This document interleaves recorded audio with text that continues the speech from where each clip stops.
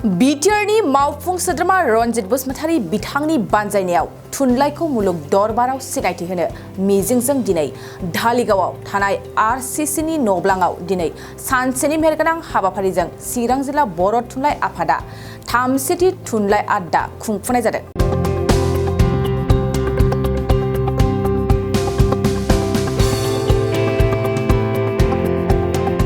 बे हाबाफारियावनो बाहागो लायो मिरु बर' थुनलाइ आफादनि आफादगिरि डक्टर सुरन नार्जारी बिथांजों लोगोसे एमएलए जयन्त बसुमतारी, बिटिआरनि हाग्रा बिफाननि मावफुं सोद्रोमा रनजित बसुमतारी आरो थुनलाइ मोजां मोनग्रा बिथांमोना। दिनैनि बे 30थि थुनलाइ आड्डा हाबाफारियाव गोबां थुनलाइ सिबियारि एबा खन्थाइ आवरायगिरि बिथांमोना गासै 80सानिबो गोबांसिन गुबुन गुबुन खन्थाइ आवरायगिरि बिथांमोननि नुजाथि फैनायाव हाबाफारिखौ जाफुंनायाव बाहागो लाफैयो। बे समाव बिटिआरनि मावफुं सोद्रोमा रनजित बसुमतारीया मा फोरमायदों आबुङै मिथिना लादो। बर'फोरनि गेजेराव बेनि सायाव मा बुंनो बर' थुनलाइ जोंनि जा बोखांनांगौनि दायित्व बियो साफ्रोमबो बर' फिसानिनो दायित्व दङ। हय राजखान्थि हान्जायावनो था बा गुबुन गुबुन माहारियारि आफादफोरावनो था बयहाबो दायित्व दङ। दा बेखौ सरजाबनानै दिनै चिरां जिल्ला बर' थुनलाइ आफादनि बानजायनायाव आंबो लोब्बा लाखिनानै बर' थुनलाइखौ जों माबोरै जौगाहोनो हागोन, हारिया थुनलाइ बिथिङाव गोमालांनो फैगासिनो दङ, बेखौ जोङो माबोरै बासायनो हागोन बे थांखिजों दिनैनि बे 31थि बर'नि जे थुनलाइनि आड्डा बा खन्थाइनि आड्डा बेवहाय जोङो ज' जाजाय मानव गेदेर बर' थुनलाइ आफादनि मिरुनि आफादगिरि बिथांखौ लाफानानै जोङो क'क्राझार जिल्ला, बिजनी जिल्ला आरो जोंनि चिरां जिल्ला जथायै थुनलाइगिरिफोरखौ लानानै खन्थाइनि आड्डाखौ दिनै खुंनाय जादों। मिजिं खालामदों जेरावहाय आंबो लोब्बा दङ चिरां पाब्लिकेसननि सिङावहाय जोङो गोबां लेखाखौनो पाब्लिश खालामनायनि थाखाय देग्लायनिफ्राय टारगेट लादों। नायनि इसोरा माबायदि हेल्प खालामो, गासैबो अबंलावरिनि सायावबो सोनारनो गोनां जायो।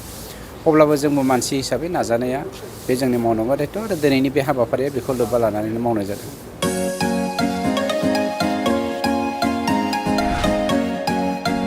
BA BSc हाबनो गोनां फरायसाफोरनि थाखाय गोनां फोसावथाय। गसाइगाव जारागुरि गबिन्द बसुमतारी फरायसालिमायाव BA BSc डिग्रीनि मुं थिसननाया सोलिगासिनो। गिबिसिन मुं थिसनहैनाय सा 150सिम फरायसाफोरा बेसेन नाङाजासे मुं थिसननो हागोन। 150निफ्राय 200 सानि गेजेराव 75% रेहाय, 201निफ्राय 250सिम 50% रेहाय आरो 251निफ्राय 600नि गेजेराव मुं थिसननायनि रांखौ 25% रेहाय होनाय जागोन।